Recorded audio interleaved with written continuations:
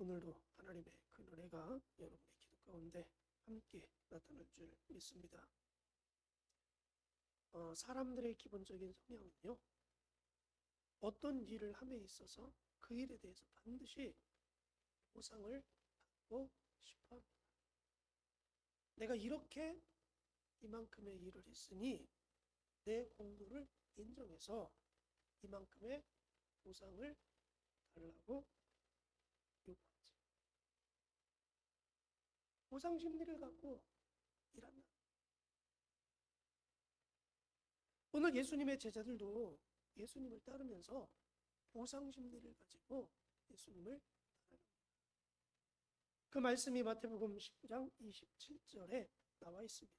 이에 베드로가 대답하여 이르되 보소서 우리가 모든 것을 버리고 주를 따라 싸우는데 그런즉 우리가 무엇을 얻으리이까? 예수님을 위해서 모든 것을 버리고 예수님을 지금 따라가는데 우리가 예수님 앞에 무엇을 받을 수 있습니까? 이 말은 우리가 예수님을 위해서 이렇게 삶을 살아가니까 반드시 보상을 해달라는, 보상을 해주십시오. 우리의 공로를 인정을 해주십시오. 그것이 확대돼 가지고 세베대의 두 아들들이 어머니를 동원해서 예수님의 나라가 도래할 때에 하나는 오른쪽에, 하나는 왼쪽에 최고의 권력의 정점에 앉게 해달라고 요청하는, 그리고 그 모습을 보고 다른 제자들이 분노하는 그런 모습도 있습니다. 왜요? 보상심리죠. 나도 열심히 주님을 위해서 일했는데 왜 너희들만 그 자리에 앉아? 내가 그 자리에 앉아야지. 공로를 인정해달라, 보상해달라. 예수님의 제자들이 그래요. 근데 오늘 예수님의 비유 속에 등장하는 종들도 똑같은 마음이었습니다. 근데 이 마음이 오늘 이 시대를 살아가는 우리들에게도 있지 않나요? 내가 무엇인가 교회 안에서 일하면 뭔가 보상을 받고 싶은 마음, 그런 마음이 있는 거야. 오늘의 본문의 종들도 마찬가지입니다. 10절 말씀해 보니까 먼저 온 자들이 와서 더 받을 줄 알았더니, 더 받을 줄 알았다. 왜요? 자기보다 늦게 온 일꾼들이 한 데나리온을 받습니다. 근데 자신들은 아침 일찍부터 가서 일을 했어요. 근데 자기보다 늦게 온 사람, 저녁 5시에 와서 1시간밖에 일하지 않은 그 사람도 한 데나리온을 받으니, 이야, 내가 하루 종일 일했으니까 데나리온을 더 많이 받겠구나. 왜? 보상에 따라서 일한 분량이 있으니, 일한 시간이 있으니 그거에 비례해서 봤을 때 내가 상당한 품삯을 받겠다, 그렇게 생각을 했다는 거죠. 보상 심리가 발동하는 거죠. 이만큼 일했으니, 이 시간 동안 일했으니 그만한 보상을 받겠구나. 여러분, 하나님의 나라에서는요, 또 예수 그리스도의 교회 공동체에서는요, 보상 심리가 도리어 우리에게 걸림돌이 된다는 사실을 여러분 잃어버리지 마시기 바랍니다. 내가 이만큼 일했으니까 나 이만큼 보상해 주세요. 그게 여러분 시험이 되는 것이고요. 그것이 올무가 될 때가 많이 있습니다. 그것이 문제의 발단이 되기도 합니다. 왜? 오늘 11절 말씀에 그 모습이 확연하게 드러납니다. 더 받을 줄 알았더니 그들이 한 데나리온씩 받은지라. 받은 후 집주인을 원망하여 이르되 나중은 이 사람은 1시간밖에 일하지 아니하였거든 그들을 종일 수고하여 더위에 견딘 우리와 같게 여기나이까. 1시간밖에 일하지 않은 그에게 한 데나리온을 줬다면 아침부터 저녁까지 힘들고 어려운 환경 속에서 열심히 많은 일을 한 나에게 더 큰 보상을 줘야 맞는 거 아닙니까? 그래서 원망 아닌 원망을 쏟아내면서 이야기를 했다는 거죠. 여러분, 우리도 하나님의 일을 하면서 이런 경우가 많이 있습니다. 하나님, 내가 저 사람보다 더 열심히 많은 헌신과 충성을 했는데, 수고했는데 왜 저 사람보다 나는 결과가 안 좋습니까? 난 열심히 하나님 나라를 위해서, 교회를 위해서 헌신하고 충성했는데 왜 저 사람보다 내가 하나님 복을 더 못 받습니까?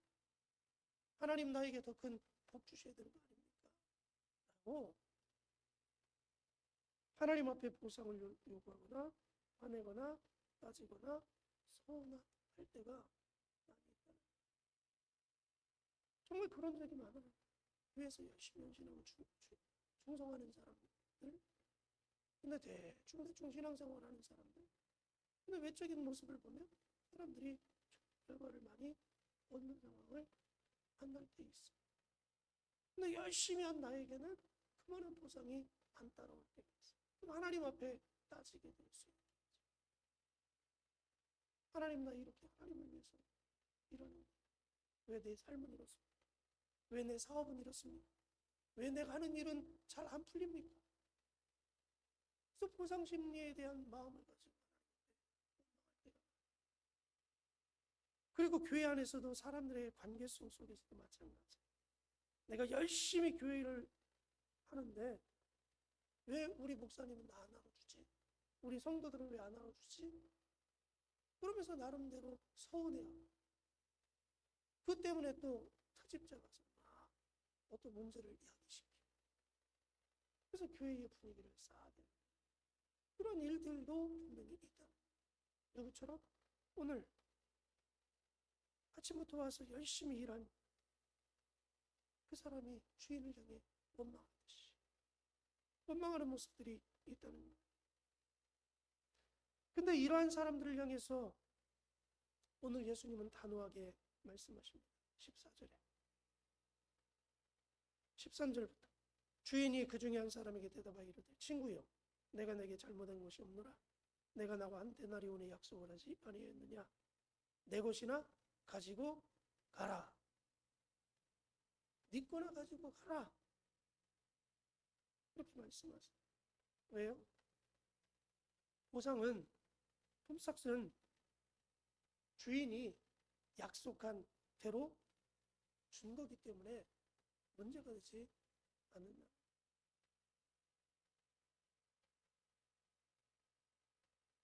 이 일꾼은 보상 심리를 내세우기보다는 도리어 어떤 마음을 가지고 주인 앞에 서야 되냐면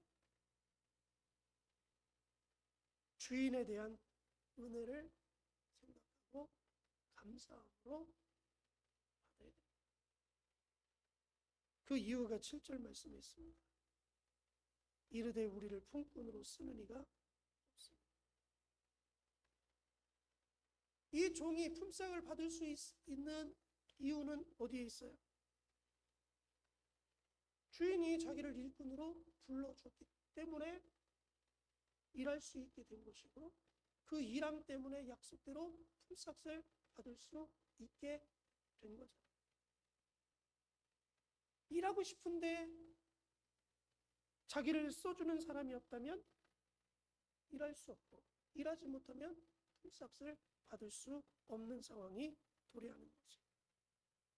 여러분, 일꾼들에게는 일을 구하지 못하면 생계의 문제와 직결이 되는 겁니다. 일을 해야만 생계의 문제가 해결이 되는데 누군가 자에게 일을 맡겨주지 않으면 생계의 문제가 직결되는 거죠.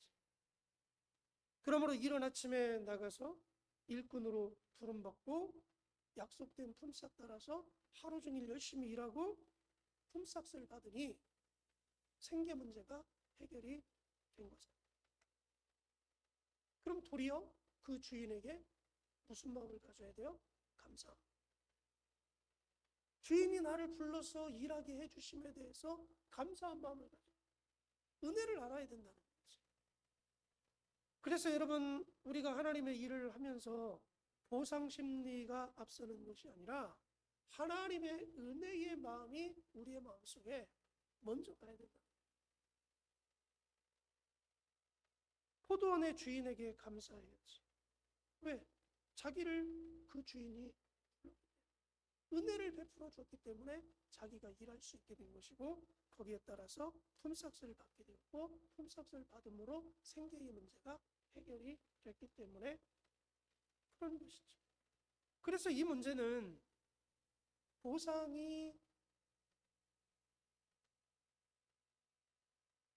심리를 가지고 접근하는 게 아니라 은혜의 마음을 가지고 접근을 해야 되는 것입니다. 보상 심리가 아니라 은혜의 마음으로. 일꾼들은 다른 사람이 품삯을 가져가는 것에 원망할 필요가 없습니다. 그들은 주인의 은혜를 입고 이곳에 온 사람들이죠. 그리고 약속대로 풍문을 받아간 것이죠. 저와 여러분도 동일한 거 아니겠어요? 주인의 은혜 때문에 저와 여러분들이 이곳에 나와 있는 거죠. 그리고 주인의 은혜 때문에 우리가 하나님의 나라를 위해서 일할 수 있게 된 겁니다. 저와 여러분이 어떤 자격이 갖추어져서 어떤 기준에 부합돼서 하나님 앞에 부름받고 하나님의 자녀가 된 게 아니잖아요. 자격이 없습니다. 죄인입니다. 심판받고 지옥구덩이에 떨어질 수밖에 없는 인생입니다. 근데 하나님이 일방적으로 우리를 그냥 선택해 주셨어요. 그리고 우리를 불렀어요. 그리고 우리가 예수 믿는 사람이 되게 주셨습니다. 전적인 하나님의 은혜잖아요. 하나님의 은혜를 받고 구원받은다. 그런 내가 하나님의 나라를 위해서 일할 수 있다는 이 자체가 감사한 것이에요. 아니면 내가 영원히 저 지옥구덩이를 향해서 달려가는 죄인으로 여전히 내가 머물러 있어야 되는 거예요. 하나님의 은혜로 내가 몸된 교회의 지체가 되었고 예수님의 몸을 세워갈 수 있는 그 자리에서 헌신하고 충성할 수 있는 사람으로 쓰임받고 있다는 그 자체. 그것 때문에라도 우리가 하나님 앞에 일하면서 감사해야 된다는 거예요. 에베소 2장 8절 9절에 너희가 그 은혜에 의하여 믿음으로 말미암아 구원을 받았으니, 하나님의 은혜로 믿음으로 구원을 받았다는 거예요. 하나님의 은혜가 있었기 때문에. 이것이 너희에게서 난 것이 아니요 하나님의 선물. 내가 힘쓰고 애써서 얻은 것이 아니고 하나님의 일방적으로 선물로 주신 겁니다. 행위에서 난 것이 아니니 이는 누구든지 자랑하지 못하게 합니다. 자랑하지 못한다는 거예요. 어떤 하나님 앞에 보상을 요구할 수가 없다는 겁니다. 우리가 일함에 대해서. 왜? 우리는 세상에 가장 큰 선물을 받은 사람이에요. 그리고 하나님이 우리를 향해서 은혜를 베풀어 주셨기에 하나님의 나라를 위해서 우리에게 일하라고 하는 것은 당연한 겁니다. 근데 우리는 은혜는 잃어버리고 뭐만 생각해요? 내가 일한 것에 대한 보상만 생각합니다. 은혜는 온데간데요.